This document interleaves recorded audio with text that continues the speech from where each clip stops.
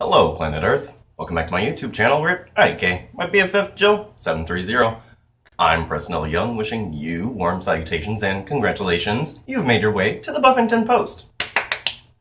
Okay, so today we're going to continue my Buffy the Vampire Slayer Season 8 coverage with our next unnumbered issue, which happens after the retreat arc. It is Willow, Goddesses and Monsters, and I have to say this is probably pretty much hands down my favorite cover of this season. It's just so gorgeous. Willow and the sexy snake lady all intertwined with one another, and it's so gorgeous. And this is a return of Joss. Joss is coming back to write this little one-shot. And I feel like at this point I need to go ahead and clarify something with you guys and explain what it is that I do and why it is that I omit some things and just basically paraphrase a lot of what's going on here. If you'll notice, I try very hard not to include images of the text when I am taking my photos from the comics, because this is something I learned from Comic Story, and you want to be respectful of the source material. I don't want you to just go by this. This whole series is to encourage you to go out and get the comics for yourself. I am not going to sit here and read the entire comic for you. I'm not going to sit here and show you panel by panel everything that's going on with everything that everyone's saying. I try very hard not to do that because I don't want to be sued by Dark Horse or 20th Century Fox or Mutant Enemy. You know what I mean? Like, if you're like me, you're always looking for more Buffy comics content on the YouTubes. So I came across this one channel, and basically this person had taken photos of every single frame from like Buffy season 8, one of the comics, and had put it up. And that's just so wrong. I want you guys to go out and buy these Buffy comics because your money translates into more Buffy comics. If people are buying it, people are going to keep making it. So please, please understand when I went to present this issue to you guys, it's so heady and the words, I was totally prepared to sit here and read the comic to you, but I cannot do that ethically because, well, I don't want to get sued, and like I said, I want you to go out and experience these for yourself. These videos are just to pique your interest and, keep you in line with what's going on, but I'm not going to read the issue to you. I just have some problems with that, and I have a real problem with this certain YouTuber whose name I won't mention because I don't want you going to their page. No, this is somebody's intellectual property, and I am sharing that with you, but I'm not going to give it to you. So that's why I do what I do. I was really prepared to sit here and read this entire comic for you because the language is so interesting, but I just can't do it. And so here we go. After that ridiculousness, it's Buffy the Vampire Slayer Season 8, Willow, Goddesses and Monsters.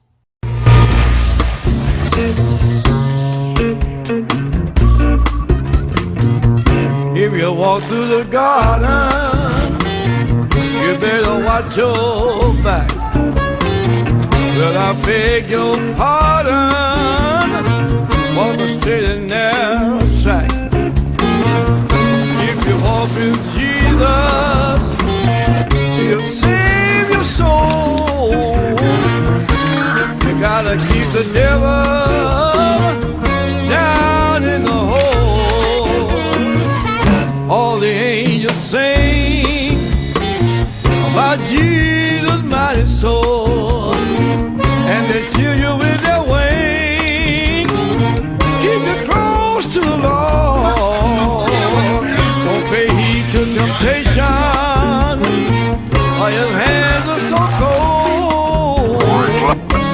You gotta keep the devil way down in the hole.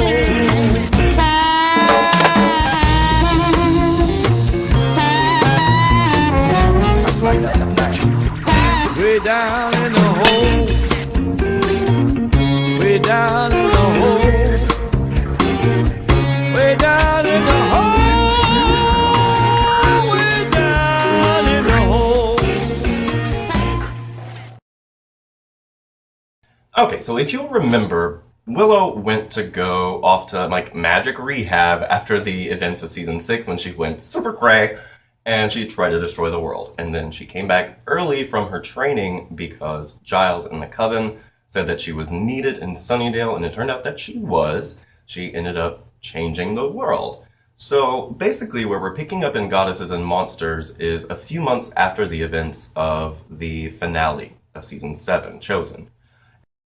And we pick up with Willow, and she is with Kennedy, and she's explaining to Kennedy that she has to go and finish, her journey that she didn't finish when she was over in England.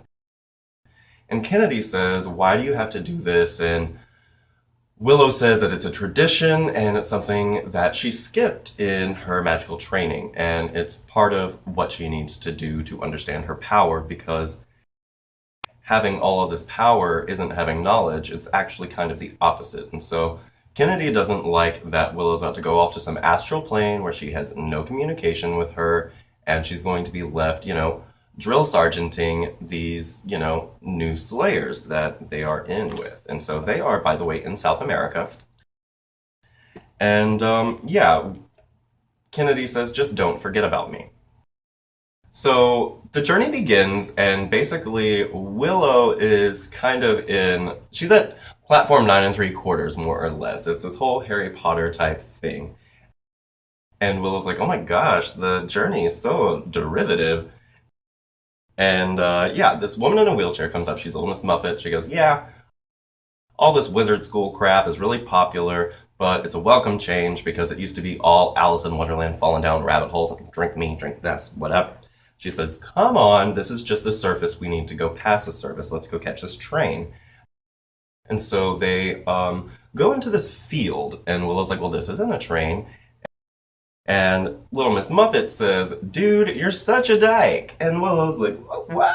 And she goes, "It's how everything appears. Like, for straight witches, they usually see lots of thrusting trees, but look at you, you've got all of these flowers and petals," and we see like a very suggestive flower vulva. Yeah. And so anyway, then she says, "This is all still just the surface. We need to go deeper." And so they literally sink deeper into the journey. And they kind of fall on their asses, and the sexy snake lady shows up and she says, "I'll take over from here." And so Willow is remembering everything that went down with Kennedy. And, Kennedy saying, "Just don't forget about me." And Alwyn says, "Forget about her. You need to leave all of that behind if you want to really get at what's going on." Like I said, Joss is writing this, and he's so good with just dialogue in general. And this is really the closest thing in the comics that we get to something like Restless, where things mean something, but thought isn't necessarily linear. And so, whatever, this is really beautiful. One of my favorite lines from all of the Buffy comics is when Alwyn tells her that they have to go deeper to go to enlightenment. She says, "The darkness will illuminate." So, they go to like this beach type area, and they are attacked by this Black Knight character. And basically the Black Knight says, "Oh, Alwyn, you're so cray. I don't know why you're trying to lead this girl down here. You know how bad she is, and you know what she's capable of, and all this good stuff." And Alwyn says, "The journey is not, reserved for the righteous," and all this good stuff. And Willow's just like, "Wait, what do you guys know about me that I don't know about myself?" Basically, is where Willow is right now. And so then the Black Knight is like, "No, no, no, she can't come through." And Alwyn says, "Okay, well then you guys can just fight to the death." And so this Black Knight starts attacking Willow, and Willow can only express herself through, like, song lyrics. And so it's really funny. The Black Knight and she are fighting, and then Willow just kind of becomes this powerful light, and she just destroys the Black Knight, but she doesn't kill him. She says, "I'm not about killing. That's not who I am." And so she and Alwyn keep going, like, off the beach toward the water, and she's like, "Oh, we're supposed to catch a boat?" And Alwyn says, "Yeah, we're supposed to go on this boat and go across the water." And Willow just realizes that this is just more surface.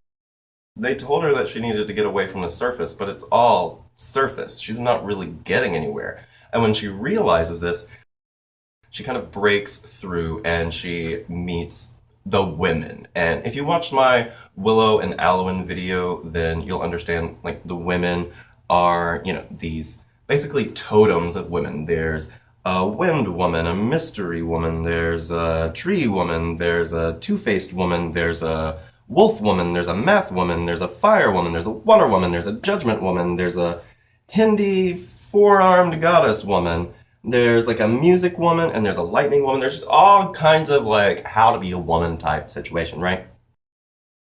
And so they shame Alwyn for trying to spin Willow around in circles, and they send her packing.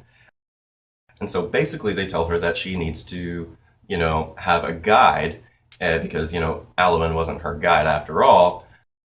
Yeah, they say, you already have a guide in mind, and basically we see Tara. Tara shows up. And Willow's like, oh God, Tara. And then she starts crying, and then she says, no, thank you, I can't, it's not what I need. And she says, I thought that's what I wanted, but I lied. She says, I was just trying to get to her, but she's gone. And either this, what you're presenting me with, is just an illusion, or Tara is at peace, and either way, I don't want to mess with that. I don't want to be living in the past. And this is a big moment for Willow, because I really cannot understand what Willow has lost. I lost my father about this time last year, and that shit's hard enough, but for someone who you literally have shared your life with and who has taught you how to be a better person, once you've already become who you thought you were going to be. The Willow relationship with Tara is so much more than I think a lot of fans will allow it to be, because they just don't like Tara. But you have to understand that these are Willow's formative years when she's in college and becoming a young woman. This thing with Tara is not something that she can just jump back into, because then what has she learned from Tara? That Tara's just always going to be there. And yeah, Tara's always going to be there, but it shouldn't be right in front of you. It should be something that you just have and understand and love. You know what I mean? She's not going to let herself live a lie. And it's very admirable, and it's really hard for Willow to kind of accept this, but they tell her, you know what, if you don't want Tara as your guide, then you have to have someone. You have to choose someone to be your guide. And she says, well, I have someone in mind. So we pick up with Alwyn, and she is just laying into the Black Knight and Little Miss Muffet, because apparently she was trying to con Willow. See, Alwyn is the Sagabasuki. She's a master of chaos. She comes from some mad realm, and she had said to Willow earlier that, people just want to play it black and white, like chaos and order don't. She says that they are intertwined like lovers. You can't really separate chaos and order. They depend on one another, and you can't look at the world in this black and white way. And we know that Willow doesn't. If you watched my Buffy, Willow, the Scythe and the Seed video, Willow looks at the world in color. She doesn't look at it black and white. And so basically, Alwyn is pissed off because she was trying to trick Willow into letting her guide her around endlessly. And then, Willow pops up out of the water. And she says, I hear you're no good, just chaotic, the snake that eats its own tail. But you know what? I have a bit of a bad reputation myself. And she understands that there's no journey at all. The surface, the underneath, there's no real journey. There's only the life going on within herself. And it's up to her to understand what all of that means and to find her own place in this world rather than being led there. And so she chooses Alwyn to basically be her partner and not her guide. She says, I'll know if you lie. And Alwyn says, I always lie. And Willow says, that's how I know. So how do we start? And so I really do like this issue. I'm not really doing it justice because, like I said, I'm not going to sit here and read it to you. But this is one of those where you realize that Willow's journey is not anything like Buffy's journey. She has a whole inner life.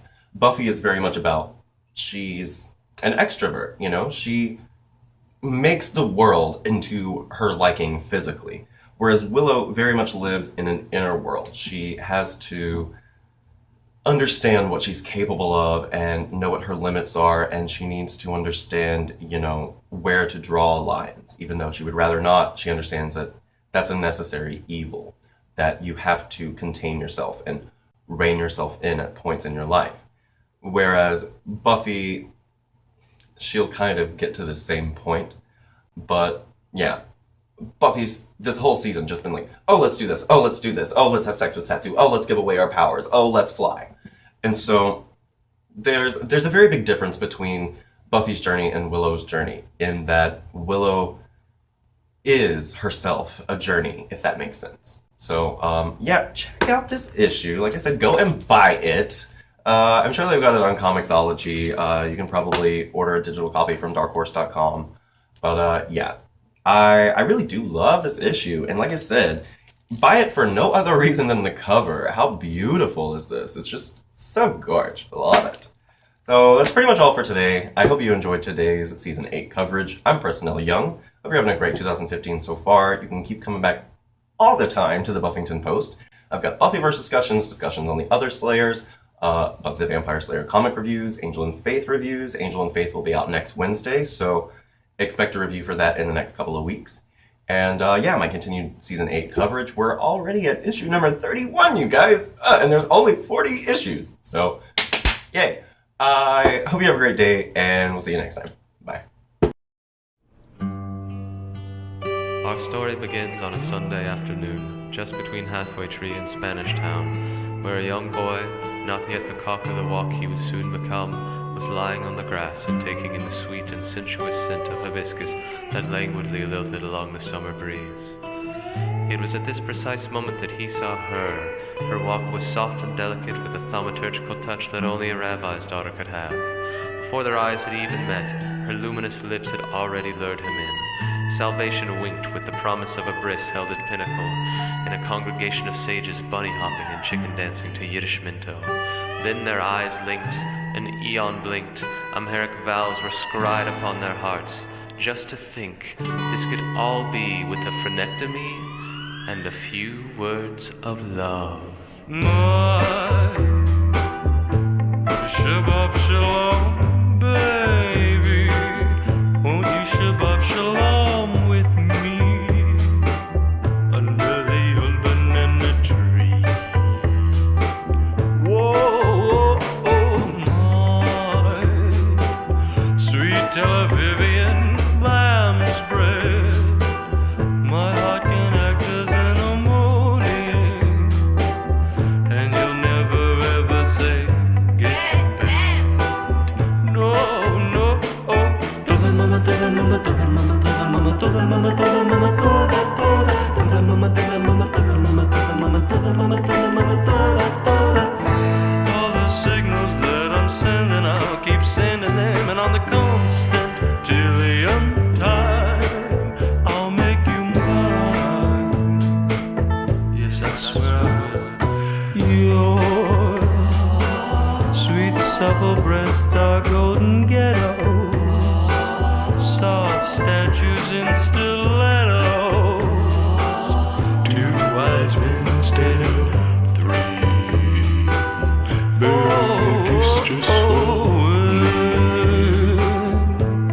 I'm ever in a foul mood. I gotta see you in your Talmud, and so happy it makes me. And you wanna know who wrote the book of Job? She wants to know who wrote the Dead Sea Scrolls. Well, I did, yeah. Yes, I did, I did. I did. I did.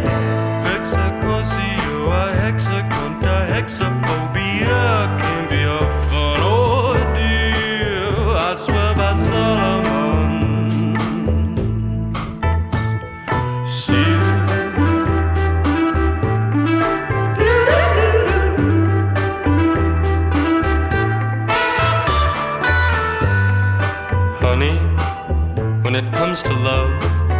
fire in the deep end of my heart, giving me the heebie-jeebies. You see, I know the land